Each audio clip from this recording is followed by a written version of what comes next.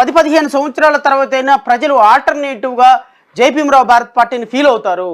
10 సంవత్సరాల తర్వాత, 15 సంవత్సరాల తర్వాత, 20 సంవత్సరాల తర్వాత ప్రజలు ఇది ఆల్టర్నేటివ్ పార్టీ అని ఫీల్ అవటానికి బీజం ఇత్తనం ఇప్పుడు నాటుతున్నాను. ప్రజల మనసుల్లో ఒక ఆలోచన ఇప్పుడు నాటుతున్నాను. ఒకవేళ బహుశా నా లైఫ్ స్పాన్లో నేను సాధించలేకపోతే నా తర్వాత వచ్చే తరాలన్నీ ఈ రాజకీయ పార్టీల యొక్క ఆలోచనని పటాపంచలు చేసి నిజమైనటువంటి డెమోక్రసీ కోసం ఫైట్ చేసేటువంటి బాబాసాహెబ్ అంబేద్కర్ ఆలోచనతోటి నడిచేటువంటి, మహాత్మా గాంధీ స్ఫూర్తితోటి నడిచేటువంటి, లేకపోతే ఈ దేశ గమనాన్ని మార్చినటువంటి చాలా గొప్ప నాయకుల స్ఫూర్తితోటి నడిచేటువంటి ఒక మంచి సమాజాన్ని చూసేటువంటి రాజకీయ పార్టీని ఒక 10-15 సంవత్సరాల తర్వాత అయినా మన భావితరాలకు అందిస్తారనే ఆలోచన తప్ప, ఇప్పటికిప్పుడేదో శ్రావణ్ కుమార్ మినిస్టర్ అయిపోతాడు, ఇప్పటికిప్పుడేదో ఎమ్మెల్యే అయిపోతాడు, లేకపోతే మా రాజకీయ పార్టీ అద్భుతంగా వెలసిల్లుతుందని అయితే నేనైతే చెప్పడానికి సిద్ధంగా లేని సోదరులు. I know my limitations, I know my strength and I know my weaknesses, I know everything, I know that I may not compete in the elections because of financial constraints. నా దగ్గర డబ్బు లేని కారణంగా, నా దగ్గర కులం లేని కారణంగా, వెనకాల నన్ను ప్రేమించే వాళ్ళు లక్షల మంది లేని కారణంగా బహుశా నేను ఈ ఎలక్షన్లో రేపొద్దున నిర్ణయాత్మకమైనటువంటి విజయాలు సాధించలేకపోవచ్చు సోదరులారా. కానీ ప్రజల మీద నాకు అపారమైన నమ్మకం ఉంది. మీరు నా ఏ డిబేట్ చూసినా గత 5 సంవత్సరాల్లో అత్యంత విఘ్నులైనటువంటి ప్రజలు అనే మాట తప్ప ప్రజలను ఏ చిన్న విషయంలో కూడా నేను విమర్శించడానికి సిద్ధపడను. విమర్శించటం ప్రజాస్వామ్యం కాదు. ప్రజాస్వామ్యంలో జగన్మోహన్ రెడ్డి మంచి ముఖ్యమంత్రి అని ప్రజలు నమ్మారు.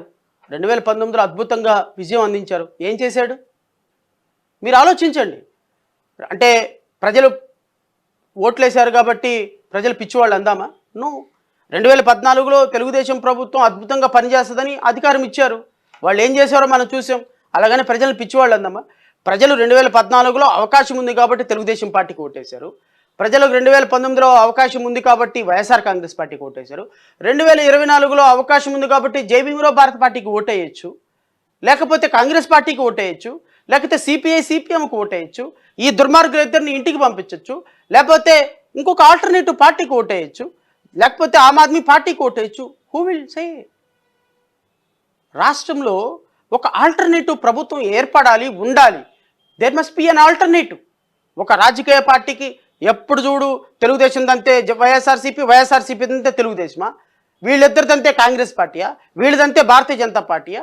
ఈ రాష్ట్రంలో, ఈ దేశంలో ఒక అభివృద్ధిని కోరుకొని ప్రజాస్వామ్యబద్ధంగా, రాజ్యాంగబద్ధంగా, నియమబద్ధంగా, నిజాయితీగా బిఆర్ అంబేద్కర్ ఆలోచన విధానంతో నడిచేటువంటి ఒక పార్టీ ఉండాలి, ఆల్టర్నేటివ్ ఫీల్ అవ్వాలి అనేటువంటి ఆలోచన మాలాంటి వ్యక్తులకు వచ్చినప్పుడు ఖచ్చితంగా మీరు సపోర్ట్ చేయాల్సిన బాధ్యత మీ మీద ఉందని నేను విఘ్నులైనటువంటి ప్రజలను అడుగుతున్నా. రేపొద్దున జరిగేటువంటి ఎలక్షన్స్లో వైఎస్ఆర్ కాంగ్రెస్ పార్టీ చేసే కుట్టిల ప్రయత్నాలన్నింటినీ కూడా గడప గడపకు ప్రచారం చేస్తాం సోదరులారా. తెలుగుదేశం జనసేన చేసినటువంటి ప్రతి దుర్మార్గపు ప్రయత్నాన్ని గడప గడపకు ప్రయత్నం చేస్తాం.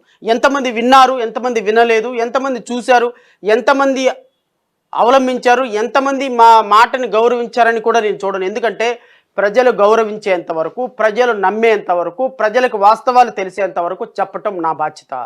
చెప్పవలసిన బాధ్యత నా మీద ఉంది. ఎందుకు అంటే ప్రజలకు అర్థమయ్యే రీతిలో చెప్పటం, ఒకవేళ ప్రజలకు అర్థమయ్యే రీతిలో చెప్పలేకపోతే it is my fault or ఆ రాజకీయ పార్టీ తప్పు. మేము రేపొద్దున అపజయం పొందాము అంటే ఎలక్షన్స్లో అది ప్రజల తప్పు కాదు, అది మా తప్పు. ఎందుకంటే ప్రజల విశ్వాసాన్ని పొందడంలో మేము ఫెయిల్ అయిపోయినాం. బహుశా ప్రజలు ఆశిస్తున్న విధంగా మేము ఉండలేదేమో. కేవలం డబ్బు మాత్రమే ఎలక్షన్ని ప్రశ్నిస్తుందా, లేకపోతే ఎలక్షన్ని నిర్దేశిస్తుందా అంటే నేనైతే నమ్మను. ఖచ్చితంగా ₹1 ఖర్చు పెట్టకుండా కేవలం 5 లక్షలు 6 లక్షల రూపాయలు ఖర్చు పెట్టి ఎమ్మెల్యేలు 2023లో లేకపోతే 2019లో ఎమ్మెల్యేలు అయిన వాళ్ళు నాకు తెలిసి ఒక 20-30 మంది ఉన్నారు. సో వాస్తవకతకు దూరంగా ప్రజలని నమ్మగలిగితే, ప్రజలు మనల్ని విశ్వసించగలిగితే ఖచ్చితంగా వాళ్ళ ఓటు మనకు పడుతుందని అయితే నేను నమ్ముతున్నా.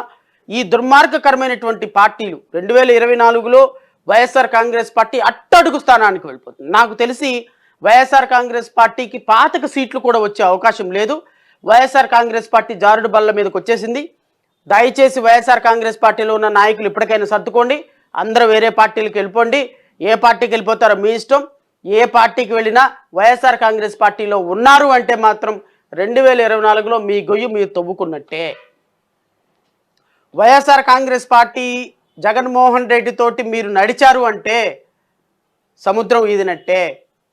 సో దయచేసి రేపు 2024 ఎలక్షన్స్లో విఘ్నులైనటువంటి ప్రజలు ఒక ఆలోచనాత్మకమైనటువంటి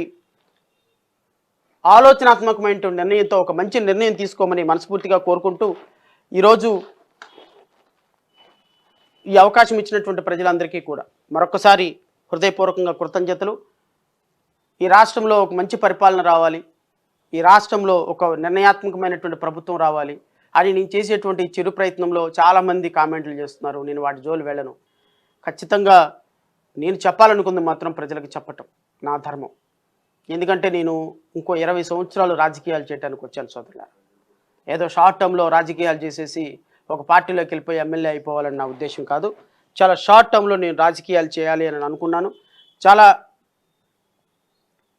సీరియస్గా పాలిటిక్స్ చేయాలని భావించి నేను రాజకీయాల్లోకి వచ్చాను. కాబట్టి మీరందరూ కూడా నన్ను ఆశీర్వదించమని 2024లో నేను పోటీ చేయబోయే మంగళగిరి కాన్స్టిట్యున్సీ మరియు తాడికొండ కాన్స్టిట్యున్సీ 2 కాన్స్టిట్యున్సీలో నా అభ్యర్థిత్వాన్ని మీరందరూ కూడా మనస్ఫూర్తిగా ఆశీర్వదించమని, మీ అమూల్యమైనటువంటి ఓటు నాకు వేసి రేపు అఖండ మెజారిటీతో ఆ 2 కాన్స్టిట్యున్సీలో నుంచి నన్ను గెలిపించమని మనస్ఫూర్తిగా కోరుకుంటున్నాను.